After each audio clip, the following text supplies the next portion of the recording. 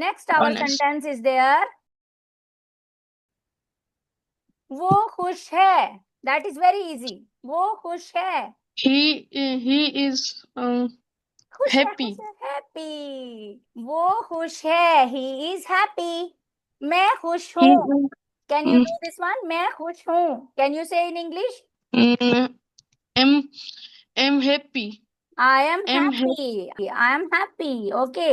तुम खुश हो. How you will say in English? तुम खुश हो? तुम के लिए क्या use? You. Very good. You. you you के साथ फिर is आर लगेगा. इज नहीं लगेगा बेटा. you are you are happy. Happy. Happy. Very good. मामा खुश है. जो देख रही हैं, मामा साथ है ना? Who is looking Yes. There? मामा खुश है. How you will say Mother in English? is मामा. mother is happy.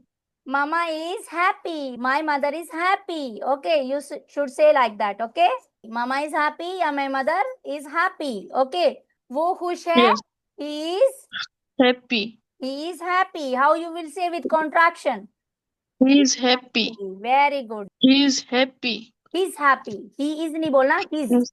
Try to do like this. His.